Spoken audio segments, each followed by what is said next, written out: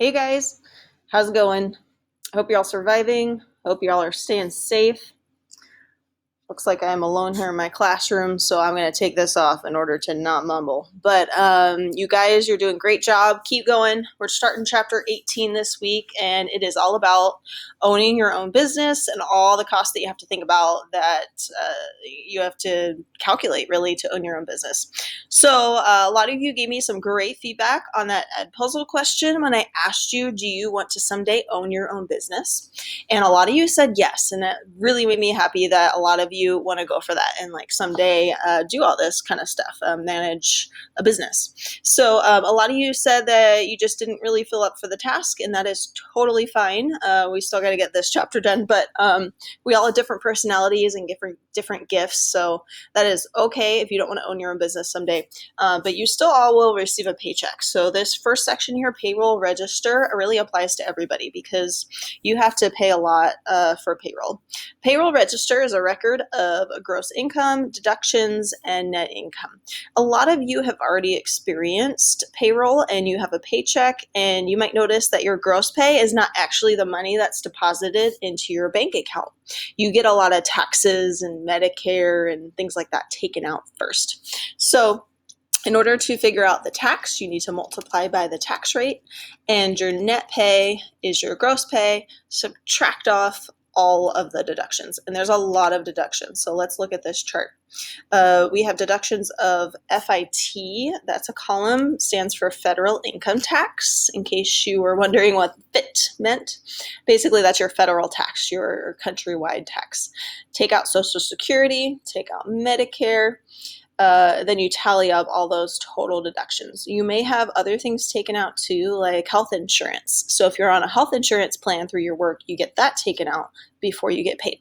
Notice in this particular problem on this slide, they tell you all the tax rates. They tell you it's 6.2% for Social Security. No need to memorize those numbers for your test. I'll give them to you, but you need to be able to fill in this chart for your homework and your test.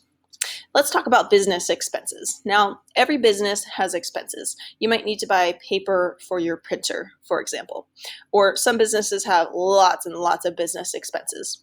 So in this section, we're going to calculate the percent that your business expenses are compared to your total expenses.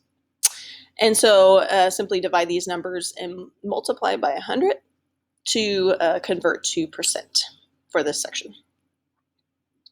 The next section is on manufacturing costs and time study.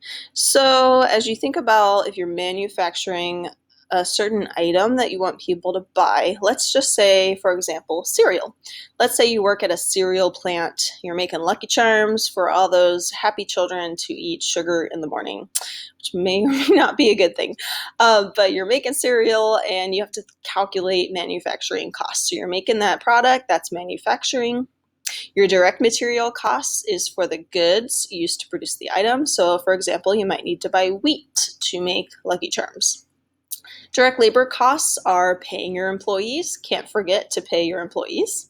And if you add those two costs together, those are your prime costs. So this is something that every business needs to consider as they're looking at their time studies. So remember, a time study is the process used to determine how long a particular job should take. This is not primarily to figure out which employees are slow and which employees are fast, but more an idea of how long should it take an average employee to make a product, and then how much do we need to budget in order to pay them to make that product. So you might see a chart like this on your homework.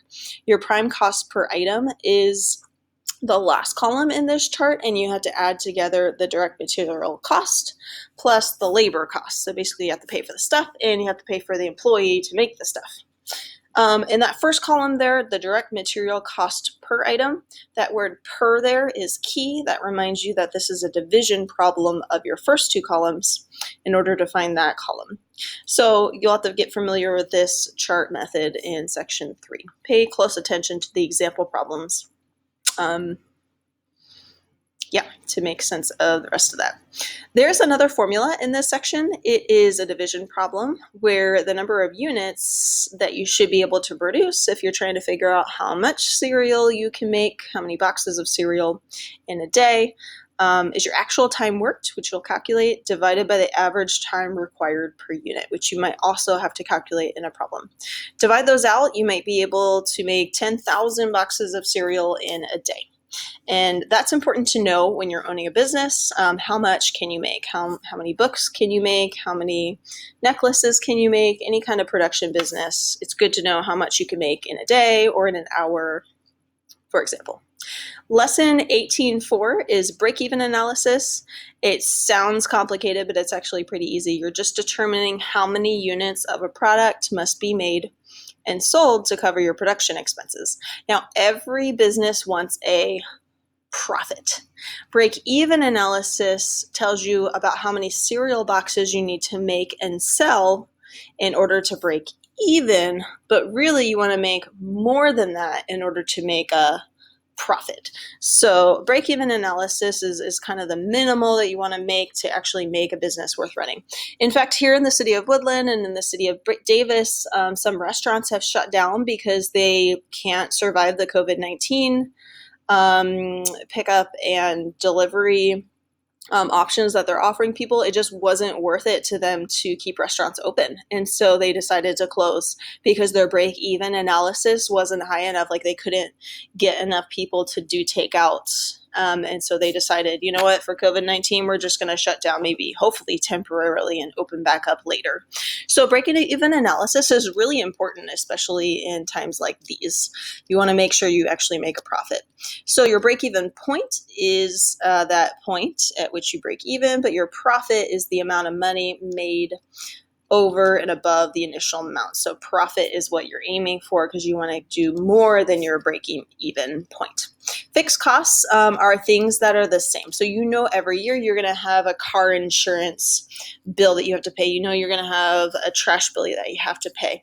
But variable costs are different. They vary because you might use more electricity one month compared to another. And so that might be a variable compared to a fixed cost. So fixed costs are easier to project, but variable costs are things that you need to estimate and hopefully get right in order to come up with a good estimate of how much things are going to cost. So in order to calculate your break-even points in units, basically in units is like you can think of the number of cereal boxes that you have to produce and sell in order to make a profit, to start to make a profit more than that. So you just simply take your total fixed costs and divide by the difference of your selling price per unit and your variable costs per unit. In 18.5, we're going to use depreciation in a straight line method. And we're going to calculate, if you keep something sitting around, how much is it going to cost you? So we're going to use the idea of a straight line method, meaning basically you're estimating over time if something depreciates linearly, how much is it going to be worth. And so we're spreading the cost of an item over its estimated life. It's kind of like when you buy a car and you drive it off the lot and you've driven it for a year, it's worth less than the amount you first paid for it. So this is depreciation, but you have to think about shelf life of the items that you're selling. So estimated life is the length of time in years that an item is expected to last. Notice this is per year. And pretty much everything is estimated per years. A straight line method is determining the depreciation from year to year, and it's straight line, so it's linear. The salvage value is the scrap value. Basically, at the end of something's life, how much is it going to be when you break it down for parts? So sometimes you can take a really old car whose engine broke and find a scrap value for it. So even though no one's going to drive the car anymore, you can still salvage it for parts, and they'll take your car apart and sell off the various parts that might be worth a little bit here and there. In this section, you might need to fill in a chart that looks like this. You're simply going to take the first two columns, which are the original cost and the salvage value, subtract them, and then divide by the estimated life in years. So for this first line here, for office furniture, $26,000, subtract off that $2,000 salvage value, I'm kind of estimating here, and then divide by 3 because it's going to last 3 years. So you need to know each year how much it depreciates. So sounds confusing when you first read the title of this section, but it's actually a pretty simple formula here to divide out the number of years. And let's see, one more section that I'm going to cover today, and then I think I'm going to do the rest of this chapter in a different video. So 18.6 is using the book value for depreciation. So it's still straight line depreciation in this section, but you're going to use a book value instead. So the book value is the approximate value of an item after it's been owned for a certain period of time. And you're going to use that value to calculate the total depreciation of an item on a certain date. And in this section, you might see a chart like this, where the first line represents the first year, second line represents the second year, and third line represents the third year. And this thing's really only worth money for 3 years. So 3 years is all you get. You will use that same formula in the last section where you subtract, divide by how many years to find the annual depreciation.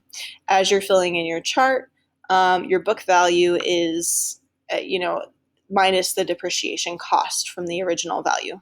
But each year that you fill in for this chart, the book value is going to keep going down and down and down. In fact, this section really explains well how they come up with like car values for a Kelley Blue Book. Some of you have heard of the idea of a Kelley Blue Book, where you kind of look at, this car's this many years old, but it has a stereo system and new tires, so you can kind of figure out how much a car should be worth and how much you should pay for it to get a fair price on a used car.